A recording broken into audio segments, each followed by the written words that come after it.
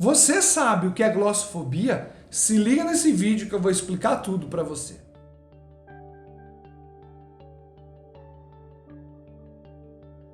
Olá, seja muito bem-vindo, eu sou o Samuel Terapeuta, este é o meu canal no YouTube. Já te convido a se inscrever, ativar as notificações para que você não perca nada, ok? E olha só, deixa eu fazer uma pergunta, como que você lida com objetos como este? Celular, uma webcam e um microfone. Como que você lida? Você é amigo deles ou você é inimigo desses objetos? Você deve estar se perguntando, Samuel, mas o que você quer dizer? Esses objetos têm tudo a ver com o tema de hoje. Interfere diretamente no resultado que você tem em vários aspectos e em várias situações durante a sua vida. A glossofobia nada mais é do que o medo excessivo de falar em público.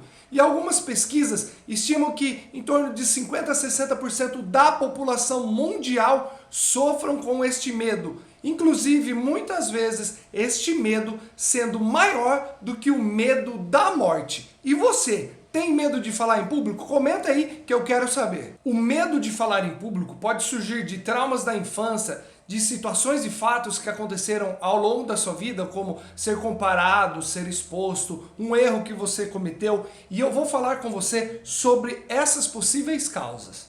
Vamos começar com alguns pensamentos que vêm à mente de quem sofre com medo de falar em público. Não tenho dom. Esse é um pensamento que aflige muitas pessoas que têm essa dificuldade, esse medo de falar em público. E todas as vezes que eu atendo alguém com esse medo, eu sempre gosto de fazer uma pergunta. Quantas vezes essa pessoa se colocou para falar em público? Na maioria das vezes ela vai me responder que foram poucas vezes, e em alguns casos, às vezes nenhuma. E aí eu quero fazer uma pergunta para você que está assistindo este vídeo. É possível ficar bom em algo sem você treinar? Eu acredito sim que nós podemos aí receber o dom de falar em público, como o dom de qualquer outra coisa, porém, se nós não treinarmos, esse dom fica vazio, nós vamos desperdiçar esse dom. Então, o pensamento de não tenho dom não pode ser uma desculpa para você não falar em público, ok? Então nós temos que estar dispostos a treinar, arregaçar as mangas e colocar em prática, ok? O que vão achar da minha apresentação? Ficar pensando no que vão achar, o que vão pensar sobre a sua apresentação, foge completamente do teu controle. É impossível nós termos uma previsão do que o outro vai achar. A única coisa que nós de fato podemos fazer é nos preparar e fazer o nosso melhor. Ponto. Claro que é, como eu falei no tema anterior, que é um treino que nós vamos cada vez mais aprimorando essas percepções, a nossa comunicação, mas a gente tem que parar de buscar esse perfeccionismo, porque muitas vezes esse perfeccionismo só vai rolar com treino, não vai ser na primeira vez que você vai falar em público e que vai sair tudo 100%, ok? Então, pare com isso, pare de se comparar, faça o seu melhor. Não gosto da minha voz. Muitas pessoas falam isso quando nós estamos trabalhando o medo de falar em público. E aí eu falo, você não precisa ter uma voz de locutor para ser um bom comunicador, para desenvolver a sua habilidade de comunicação. Você precisa parar de se comparar mais uma vez, pare de ficar achando que você tem que fazer a voz do locutor da rádio e treinar. Pare de se comparar e treine, treine, treine. Esses pensamentos também estão relacionados com alguns sentimentos, como rejeição, desaprovação, comparação, exposição, humilhação, medo, inferioridade e incapacidade. Esses sentimentos estão muitas vezes presentes de forma inconsciente nas pessoas que têm o medo de falar em público. Afinal, ninguém quer ser rejeitado, desaprovado, ninguém quer ser comparado, se sentir humilhado. E olha só, quero contar um caso aqui que aconteceu em atendimento para vocês entenderem essa ideia. Um dos meus clientes começou quando a professora pediu para ele fazer uma leitura da apostila. E ele teve dificuldade, ele não conseguiu ler direito, ele gaguejou. E o que aconteceu? Todos os outros amigos da sala acabaram dando risada e fazendo brincadeiras com ele. Ele se sentiu tão mal que dali para frente ele teve uma dificuldade cada vez maior no falar em público. Então esse ponto, esse primeiro fato foi o gatilho para bloquear a comunicação dele. Já com outro cliente, a situação era diferente.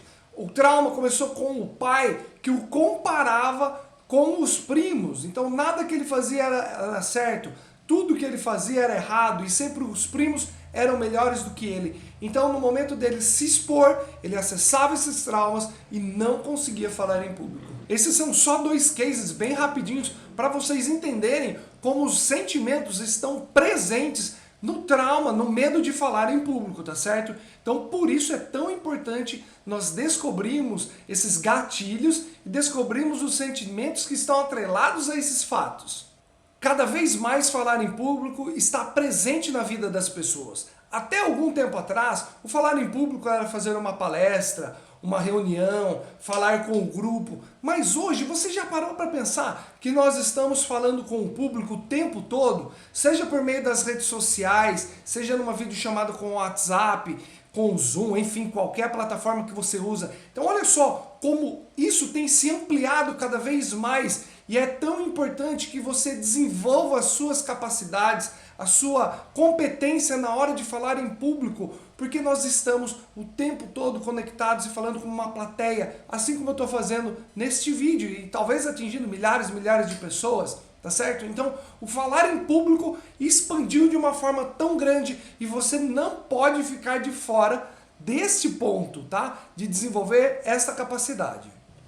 Uma dica que eu sempre dou para quem quer começar a desenvolver a questão do falar em público é divide o seu tema em tópicos, tá bom? O que você vai falar, divide em tópicos, nunca em textos exatos. Claro que você pode estudar, mas não tente decorar o texto, porque o que acontece? Na primeira palavra que você esquecer, ferrou. Tudo vai vir abaixo, você vai ficar tentando buscar o texto da forma que você decorou e isso vai ser um agravante, uma dificuldade maior para você. Então, divida em temas, em tópicos, o que você gostaria de falar e comece com tópicos mais enxutos, com vídeos mais curtos. Comece com os stories, você pode começar a trabalhar, falar em público com os stories, onde você também não precisa deixar um primor, porque tem lá 24 horas e depois ele some do ar. Então comece a se colocar, a se expor, para que você possa realmente praticar. Permita-se praticar, tá?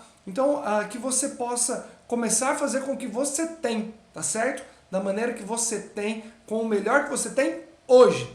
Então, depois desse vídeo, eu já te convido a gravar um vídeo, vai lá nos stories, grava um vídeo e me marca que eu quero ver. Percebeu como falar em público não é só a técnica? Claro que quanto mais você desenvolver a sua técnica, aprimorar as suas competências na hora da fala, vai ficar mais fácil, sim.